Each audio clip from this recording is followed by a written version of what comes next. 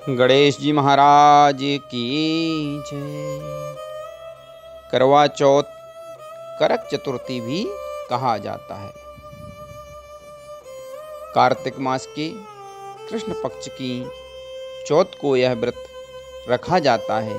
सौभाग्यवती स्त्रियां, सौभाग्यशाली के लिए पतिव्रता स्त्रियां अपने पति की दीर्घ आयु के लिए यह व्रत करती हैं।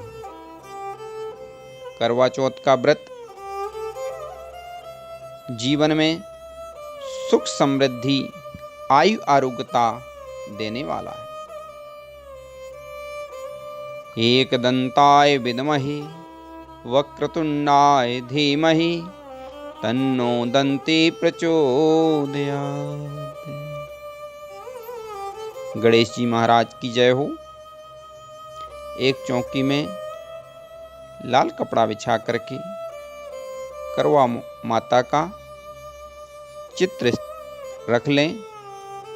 थाल में सभी पूजन सामग्री, रौली मौली, चावल, धूप, कपूर, फल, मिठाई, घी का दीपक, जल का लोटा रख लें। माँ करवा को सबसे पहले तिलक लगाएं, फिर चावल चढ़ाएं, दीप जलाएं और सभी पदार्थ जो आप लाए हैं अर्पित करने के लिए, फल मिष्ठान, करवा माता को भगवान गणेश जी का नाम लेकर के अर्पित करें। हाथ में जल, चावल, फूल लेकर के संकल्प करें। संकल्प में अपना नाम, गोत्र और अपनी मनोकामना बोल करके करवा माता के चरणों में अर्पित कर दें। फिर कथा को श्रवण करें। एक साहूकार के 7 बेटे थे, एक बेटी थी। करवा चौथ के दिन 7 बहुओं ने और बेटी बीरावती ने भी करवा चौथ का व्रत रखा। शाम के समय साहूकार के 7 बेटे भोजन करने के लिए बैठे। तब उन्होंने अपनी बहन बीरावती से कहा, आओ बहन हमारे साथ भोजन कर लो। तब बीरावती ने कहा, भाई आज मैं भोजन नहीं करूंगी, आज मेरा करवा चौथ का व्रत है, मैं चंद्रमा को जल दे करके, अर्घ्य दे करके ही भोजन करूंगी। परंतु भाई अपनी बहन से बहुत ज्यादा प्रेम करते थे। उसका मुरझाता हुआ चेहरा देख करके उनके मन में यह छल आ गया कि हम दिन में ही अपनी बहन को चंद्रमा दिखा देते हैं। घर से बाहर जाकर के एक पेड़ पर दीपक जला दिया। कुछ भाइयों ने छल से चंद्रमा दिखा करके अर्घ दिलवा दिया। जब बीरावती ने अर्घ दे दिया तो अपने भाइयों से कहा कि चंद्रमा निकल आया है, आप भी अर्घ दे दो। तो भाइयों ने कहा कि यह तुम्हारा चांद निकला है, अभी हमारा चांद आने में देर है। बीरावती भाइयों की बात को अनसुना करते हुए भोजन करने भाइयों के साथ बैठ गई। पहला ही निवाला खाने के लिए उठाया कि छींक आ गई। जैसे ही दूसरा निवाला उठाया उसमें बाल निकल आया और जैसे ही तीसरा भोजन का ग्रास मुंह में रखा कि ससुराल से संदेशा आ गया कि तुम्हारे पति की तबीयत खराब है, शीघ्र चलो। बीरावती भोजन छोड़ करके अपने ससुराल जाने के लिए तैयार हुई। तब माँ ने विदाई के लिए पहला बक्सा खोला वस्त्र देने के लिए, तो सारे वस्त्र काले निकले। दूसरा बक्सा खोला तो सारे वस्त्र सफेद निकले। तब बीरावती ने कहा कि माँ रहने दो, मैं जा रही हूँ, और जाने लगी। तब उसकी माँ ने कहा, बेटा एक बात ध्यान रखना कि रास्ते में कोई छोटा बड़ा मिले उसको प्रणाम जरूर करना, उनके चरण जरूर छूना, और जो भी सौभाग्यवती होने का, बूढ़ सुहागिन होने का आशीर्वाद दे, तुरंत ही अपने पल्लू में गांठ बांध बीरावती चली। बहुत सी माताएं मिली, सबको प्रणाम किया। सबने आशीर्वाद भी दिया। किसी ने कहा सुखी रहो, किसी ने कहा धनवती भव, किसी ने कहा पुत्रवती भव। धीरे धीरे ससुराल आ गया। ससुराल पहुंचते ही घर के बाहर देखा छोटी ननद खेल रही है। उसे भी प्रणाम किया। तब उसने कहा भाभी सौभाग्यवती भाव, पुत्रवती भाव, बूढ़ सुहागिन भाव। तब वीरावती ने अपने पल्लू में गांठ बांध ली और घर के अंदर गई। जब देखा वहां मेरा पति मरा हुआ है, लोग उसे शमशान ले जाने की तैयारी कर रहे हैं। रोने लगी, बिलखने लगी। सबको कहा मत ले जाओ, परंतु कोई नहीं माना। तो उसने कहा मैं भी साथ चलूंगी। तो गांव वालों ने कहा ठीक है, तुम भी साथ चलो। वीरावती साथ चली। और वहां जाकर के भी जलाने ना देने की इच्छा रखते हुए सबको मना करने लगी कि मैं अपने पति को जलाने नहीं दूंगी। गांव वालों ने कहा यही अभागिन है, इसी के कारण इसका पति मर गया है। अब यहाँ जलाने भी नहीं दे रही है, सब को खराब कर देना चाहती है। परंतु वीरावती नहीं मानी। गांव वालों को गुस्सा आ गया। कहने लगे इसके लिए झोपड़ी यहीं बना दो, ये यहीं रहेगी। और सभी गांव वाले झोपड़ी बना करके वापस आ गए। वीरावती वहीं रहने लगी। झोपड़ी में अपने पति की वहीं सेवा करने लगी। साफ सफाई करती और भगवान का स्मरण करती बैठी रहती। दिन में 2 बार ननद खाने को दे आती और वहीं पर अपने पति की सेवा करती रहती। धीरे धीरे समय निकला और चौथ का दिन आया। वीरावती ने चौथ माता का व्रत रखा। चौथ माता आई और कहने लगी करवोले करवोले घड़ी बुखारी करवोले। ऐसा सुनते ही वीरावती ने करवा माता के पैर पकड़ लिए और कहा हे माता, मेरे पति को जीवन दान दे दो, मेरे पति को पुनः जीवन दे दो। करवा माता बोली मुझसे बड़ी करवा आएगी, मुझसे बड़ी चतुर्थी माता आएगी। उनका व्रत करना और उनसे अपने पति की दीर्घायु के लिए कामना करना, वह जरूर तुम्हारे पति को जीवित कर देंगे। ऐसा करते करते सभी चतुर्थी निकलती गई। सभी करवा माताएं आईं और यही कह के चली गई कि मुझसे बड़ी वाली करवा आएगी तो वह जरूर जीवन दान दे देंगे। ऐसा कहते कहते सभी करवा माताओं का दिन निकल गया। अब अश्विन मास की करक चतुर्थी आई।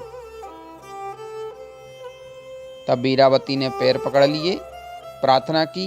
तब अश्विन मास की माता ने कहा कि अब जो आएंगी कार्तिक मास की करवा चौथ, वह सबसे बड़ी माता है। उनका व्रत रहना और तुमने उन्हीं का गुनाह किया है, वही तुमसे रुष्ट हैं। उनकी प्रार्थना करना, वह तुम्हारे पति को जरूर ही जीवन दान प्रदान करेंगी। यह बात सुनकर के वीरावती ने मन में भाव से प्रसन्नता रखते हुए, माता के प्रति समर्पण भाव रखते हुए अपनी ननद को कहा कि मेरे सौभाग्य की वस्तुएं सब ले आना। ननद ने जाकर के अपनी माँ से कहा कि भाभी ने सभी सौभाग्य की वस्तुएं मांगी हैं। 16 श्रृंगार साड़ी, वह करवा चौथ का व्रत रहना चाहती हैं।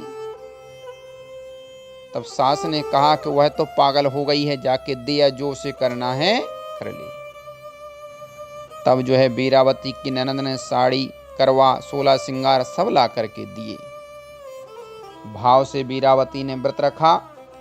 तब करवा माता आयो कहने लगी करवोले करवोले घड़ी बुखारी करवोले, दिन में चांद उगाने वाली करवोले। तब जो है वीरावती ने पैर पकड़ लिए, बोली माता मुझसे बड़ी गलती हो गई, भूल हो गई। मैंने बड़ा गुनाह किया है, जिस कारण से मेरी पति की यह दशा हुई है। अब मैं आपके चरणों में हूँ, आपसे प्रार्थना करती हूँ मुझे माफ कर दें, मेरे पति को पुनः जीवन दान दे दें। तब करवा माता कहती है तू तो 7 भाइयों की इकलौती बहन है, तू तो बड़ी भूखी है, तुझे सुहाग से क्या काम। तब वीरावती कहती है हे माता, मैं अभागिन थी जो मैंने गलती से आपका व्रत तोड़ दिया था। अब मेरी प्रार्थना स्वीकार करें, आप तो करुणामयी, दयामयी, कृपामयी, अमृतमयी माँ हैं। कहते हैं बिगड़े कार्य को संवारने वाली आप हैं। मैंने बुद्धि भ्रांत होने के कारण आपकी पूजन में जो गलती कर दी हैं उसे क्षमा करें।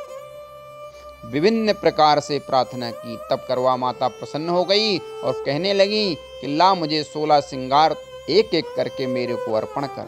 धीरे धीरे वीरावती ने प्रेम से भाव से करवा माता के चरणों में 16 श्रृंगार अर्पण किया। तब करवा माता प्रसन्न हो गई। उन्होंने अपनी आंखों से थोड़ा सा काजल निकाला, हाथों से मेहंदी ली और माथे से सिंदूर लिया और अपनी कनकी अंगुली से अमृतमय छींटे वीरावती के पति को दिए। वह तुरंत ही खड़ा हो गया और करवा माता ने जाते जाते उसकी झोपड़ी में भी लात मार गई, जिससे झोपड़ी गिर गई और वह एक महल बन गया। जब सुबह दूसरे दिन वीरावती की ननद खाना लेकर के आई तो देखा उनका भाई जीवित हो गया है और झोपड़ी भी महल बन गई है। जाकर के अपनी माँ को बताया।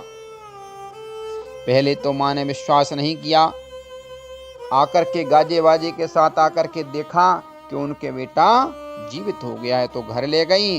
प्रेम पूर्वक कहा, बेटा हमने तो तुम्हें खो दिया था, बहू वीरावती के पूजा पाठ के द्वारा ही तुम हमें पुनः प्राप्त हुए हो। ऐसा ही यह व्रत है, अखंड सौभाग्य को बढ़ाने वाला, परिवार में सुख समृद्धि को देने वाला। जिस प्रकार से करवा माता ने वीरावती पर कृपा की, ऐसे ही सब पर कृपा करें। बोलो गणेश जी महाराज की जय। कई बार ऐसा होता है, मौसम खराब हो जाता है, चंद्रमा नहीं उदय हो पाता। अगर ऐसी स्थिति कभी बनती है तो पुराणों में ऐसा वर्णन आता है कि शिव जी का कोई चित्र या मूर्ति हो जिसमें उनके जटाओं पे चंद्रमा स्थापित हो। ऐसे चित्र या मूर्ति को सामने रख करके भगवान भोलेनाथ का ध्यान करते हुए वामांग में गिरिजा विराजे शीश सुर सरिधार है, सुर पर उरग विष कंठ में शशिवाल शोभाकार है, जो भस्मों से भरांग है सर्वश्रेष्ठ सर्वाधार है, सर्वकार संपन्न करे करुणा करे करतार है। ऐसा भगवान भोलेनाथ का प्रेम पूर्वक ध्यान करते हुए उनके जटाओं में विराजमान चंद्रमा को देखते हुए ओम श्राम श्रीम श्रोम सा चंद्रमसे नमः इस मंत्र का जाप करते हुए चंद्रमा को अर्घ दें। ऐसा करके भी व्रत को तोड़ा जा सकता है। अगर कभी चंद्रमा ना निकले तभी यह उपाय करें। अगर चंद्रमा मौसम ठीक है, चंद्रमा उदय होते हैं तो चंद्रमा को अर्घ दे करके ही भोजन ग्रहण करें।